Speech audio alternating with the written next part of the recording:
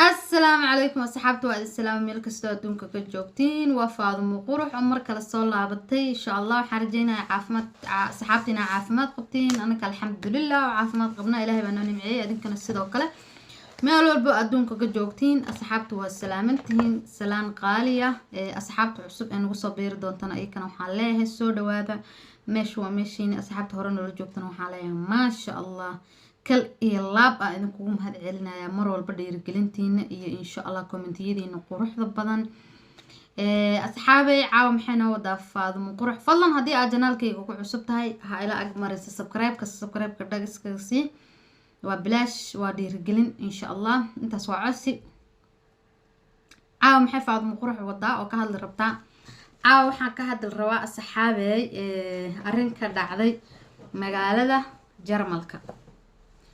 adduunka waxa ka dhacay aan ka hadli rabaa caaw oo ka dhacay magaalada Jarmalka wadankeena haday ka dhacdo taasi waa wadan aan dawlad lahayn waa wadan yaani khibradiisu yar tahay waa wadan dhanka caafimaadka waa ku liidana anaka markii la dhaho Soomaaliya waxa ka dhacay Jarmal asxaabay nina waxa lagu duraa la dhahay daawada kansarka qof kale oo bukaan ah oo agjiifay waxa lagu loo soo wada daawo marka yarkaan uu bukay adigoo nin dhowr iyo 20 jir ama dhowr iyo 30 meelahaas u dhaxeeya lamana soo sheegin cid alle cid uu yahay inuu kolay waa la qariyay ma Jarmal miya ma Soomaaliya waxa u badanayaa inuu Soomaali yahay almuhiim sheekadii aan idinkaga soo kala dhaafin ninka waxa lagu duray daawada kansarka lagu duray waxaana loo waday qof kale oo asaga qolka la jiifay maadaama bukaanka markii la isku geeyo sida dumarka kale hal qol la isku geeyaa rag oo kale hal qol la isku geeyaa sida waayeelada kale hal qol nimanka meel gooniya hal qol la isku geeyaa almuhiim qof kale oo ninaha ag jiifay oo kansar qaba marka daawadii nurseska waxay sameysay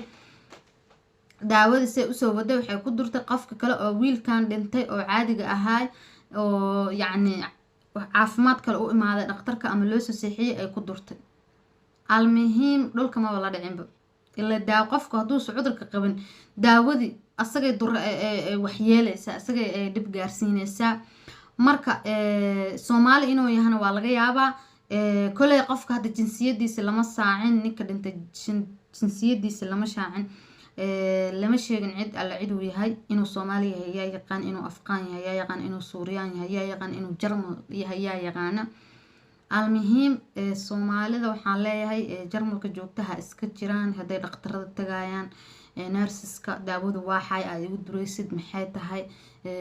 isweydiiya daawada ay siinaysid maxay u roon tahay halan jugha iska siinha iska laqan kaniina hadii lagu keeno xataa weydii waxa leedahay kan xagee u laqaa xagu qaabilsan yahay haday daawo kugu duraysid sababta ay ugu duraysid waa maxay because waxa laga yaabaa qofku waa bini aadan maanta waxa laga yaabaa inuu qofka bini aadanka shaqeynaayo oo maanta oo maskaxdiisa mashquulsan tahay oo si kala aqoon ba qofka u waday iyo qofka u wadan oo adig iskaga duray marka ninkaas nafsadiisa hadda halkaas ay ku baxday Soomaaliyeed wadankeena way ka taagan tahay in xataa dadka marka la qalaayo waxyaabo badan maqasko kale lagu soo ilaabo laakiin wadankan waa wadan dawlad leh oo yaani hadda waxa laga yaabaa qofkaas nurseskaas ama nin ama naag wuxuu yahay in maxkamad la saaro oo yaani shuruucda wadanka la marsiiyo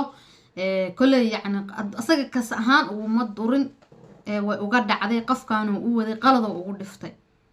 ma fahanteen marka insha Allah Soomaalida Jarmalka joogtana waxaan leeyahay haday dhakhtarada ku jiraan hadaa kaliga tahay waa in family-ga ku soo booqdaan waa in asxaabtaada ku soo booqdaan waa in mar walba laga warhaaya waa in aad laftigaaga weydiisaa wixii lagu keenayo waxaan maxay u roon yihiin waxaan xagee qaabilsan yihiin laakiin wixii adigoo weydiin hadaa iska cuntid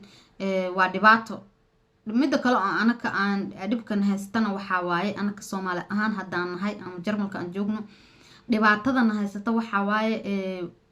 dhibaatada kaliya oo maanta ka jirta Jarmalka waxa waaye wax community ma leeyahin maanta qofku dhibaataysan yahay ama uu silacsan yahay ama uu daryeel u baahan yahay cid ku imaanaysa male laakiin maanta marka dhimatid oo yaani maanta oo aad dhimatid wax walba lagu qabanaya wax kasta ay awoodaan ilaahow cid ugu yar konton eer haday haysan xataa way dhiibaysaa alla hebelaa dhintay alla hebelaa dhintay shalay markuu qofku daruufaysnay oo dhibaataysan yahay oo uu u baahan yahay daryeel waxba laguma qabanayo ani Soomaalida qurbaha joogta siiba Jarmalka la hadlaaya kuwa kale ma ogi dhibaatadaas qabnaa qofka markuu xayiga yahay oo u baahan yahay in wax loo qabto wax u qabta ma ahan asagoo maanta dhintay inaa wax u qabatin inaa lacag u aruurisin laakiin markuu xayiga yahay wax u qabta u dadaala la socda xaalkiisa la socda hadii wadankiisa oo kale loo celinayo u celiya haddii inta dad ku haysan mar walba soo booqda qofkan anako naga tirsan yahay dhaha qofkan anako oo ehelkeena yahay ama ayna ahayn hadduu qofku sharci leeyahay xataa markaas uu xayiga yahay ehelkiisa loo diri karaa laakiin markii oo dhintay waxba ma la aruuriyo waxba ma sheegto ma fahantay meeqa wiil oo Soomaaliya ku maqan dhaqtarada meeqa wiil oo Soomaaliya xabsiyada ku maqan yaa u dooda yaa wax u qabta meeqa wiil Berlin waa ogeedeen hadda ka hor wiila kaliya laga baxo hadda ka hor oo banaabax ay Soomaalida u sameeyaan beerkiisa halkaas waxaan ku dhahay halkaas qaliinka halkaas laga bilaabay waxaan ku dhahay wadnihiisa laga la baxay oo waxaan ku dhahay kaliyihiisa laga la baxay oo waxaan ku dhahay meel inankaas u fiyoobeed mala indhihiisa ma ahane meel kale oo u fiyoobeed ma lahaan ku dhahay marka Soomaalidu waa ku dilac waa ku dan dareysanahay Jarmalka hadii la dhaho dad noo dooda ama dad community ama dad u dooda ma haysano marka insha Allah qof walbana dhibkan haysta kaliya waxa waaye marka qofku wadanka soo galaayo buu wuxuu iska soo jaraaya aniga ehel ilama dhalan aniga cid ma haysto aniga kan ma haysto aniga family-gayga ma joogaan aniga kaliga ayaan ahay kaliga hadaa tahay hadaa aadmatid baarki kaliya laga baxa qof walba wuxuu ku dhahaa qof walba dadkan waxay isleeyeen qofkan kaligiisa aha cid kama dambayso dadkan kalena ma yaqaanaan hadda waxa laga yaabaa walaalkiis inuu joogo waxa laga yaabaa dhibaatadaasna waxa waa Yurub dhan ka jirtaa meel kasta Ingiriis waxa ku dhahay all afdan ka jirtaa qofka inuu dhaho aniga kaliga ahay cid ilama noolo family-gayga halkaan ma joogaan family-gayga dukumdaa kuma soo noqday taas waa la wada dhahaa laakiin hadduu ehelku joogo ama qaraabo waxa dhahdaa aniga ehelkayga halkaas jooga ama wiil ay habartay dhashay halkaas jooga ama wiil aabahay dhalay halkaas jooga ama wiil eedaday dhalay halkaas jooga ama wiil kala saasa halkaas jooga ama in adeertay joogta ama walaashay joogta birika maalin qofkaas hadii oo wax noqdo qofka walaalkiisa uu u doodi karaa wax walba oo ku dhaco wuxuu dhigi karaa walaalkay ana qofkan walaalkay yahay